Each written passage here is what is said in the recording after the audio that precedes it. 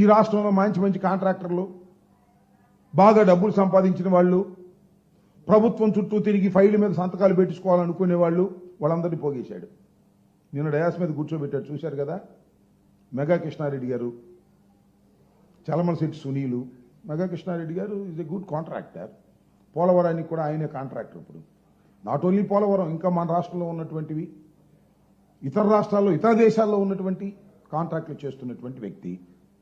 అలాగే చలమలశెట్టి, ఆయన Greenko is a big organization, బాగా సక్సెస్ఫుల్గా సంపాదించినటువంటి వ్యక్తి. అలాగే సజ్జన్ గోయంకా, ఇంకా వీళ్ళతో పాటు ఒక 600 మందిని బాగా సంపాదించిన వాళ్ళని తీసుకొచ్చి కూర్చోబెట్టాడు. బంగారు కుటుంబం అని అందరిని తీసుకొచ్చాడు. పాపం వాళ్ళందరికీ బంగారు కుటుంబం చేసేస్తాను, విశ్వవాసునామ సంవత్సరం కదా, వాసు అంటే బంగారం అంట, మంచి అంట, అందరికీ బంగారు కుటుంబం చేసేస్తానని పెంచుకొచ్చాడు. ఆ రేస్ మీద నలుగురిని కూర్చోబెట్టాడు, వాళ్ళతో ఉపన్యాసాలు చెప్పించాడు. బంగారు కుటుంబం సర్దుకున్నారు. ఇంకా వాళ్ళు బాధిత కుటుంబాలు. నేను మనవి చేస్తున్నా, నారా చంద్రబాబు నాయుడు గారు, మీరు అధికారంలోకి వచ్చిన తర్వాత ఏయో సంక్షేమ కార్యక్రమాలు ఇంకా పెరుగుతాయని ఆశపడి మీకు ఓటు వేస్తే ఇవాళ సంక్షేమ కార్యక్రమాలన్నీ పోయాయి.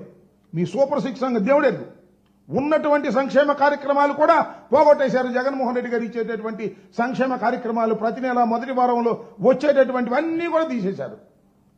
తోలుకొచ్చారు మొత్తాన్ని బస్సుల్లో. బంగారు కుటుంబం అని. అక్కడ ఉన్నోళ్ళు, పైన ఉన్నోళ్ళే బంగారు కుటుంబాలు. రెండే ఈ రాష్ట్రంలో బంగారు కుటుంబాలు తెలుగుదేశం పార్టీ అధికారంలోకి వచ్చిన తర్వాత. ఒకటి చంద్రబాబు నాయుడు గారి కుటుంబం, ఒకటి పవన్ కళ్యాణ్ గారి కుటుంబం. చంద్రబాబు నాయుడు గారు వాళ్ళ అబ్బాయి బంగారు కుటుంబం, పవన్ కళ్యాణ్ గారు వాళ్ళ అన్న బంగారు కుటుంబం.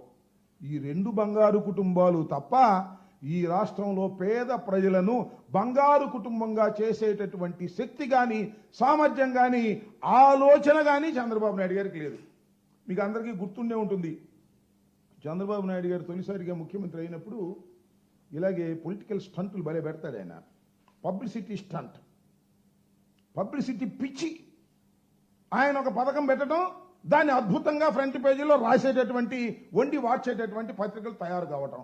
ఆయనకి పత్రికా బలం చాలా పెచ్చు, మీడియాలో చాలా పెచ్చు.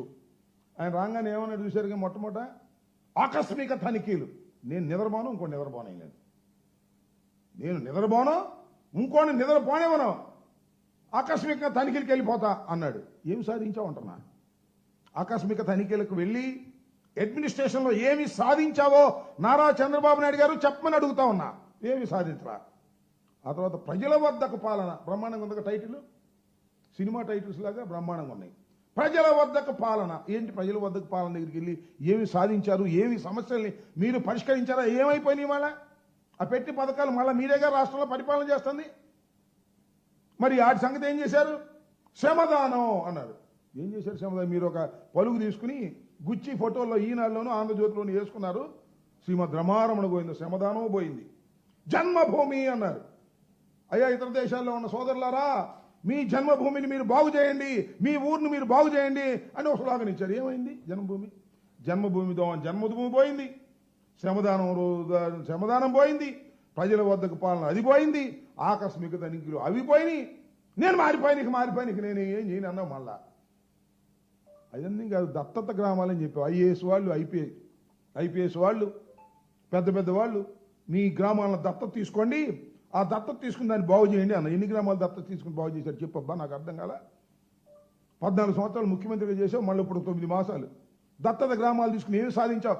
నేను ఇక్కడ ఒకటే చంద్రబాబు నాయుడు గారిని అడుగుతా ఉన్నా, అయ్యా నారా చంద్రబాబు నాయుడు గారు, మీరు ఇంతకు ముందు ముఖ్యమంత్రిగా ఉన్నప్పుడు ఈ P4 లాంటి కొత్త పథకాలను తీసుకొచ్చి ప్రచారం చేసుకున్నారు తప్ప రాష్ట్రానికి, ప్రజలకి ఉపయోగపడేటటువంటి ఏ కార్యక్రమాలు చేశారో ఒకటి చెప్పండి ఇవాళ అని అడుగుతా ఉన్నా. అవి చెప్పడం. పాపం నిన్న మెడికల్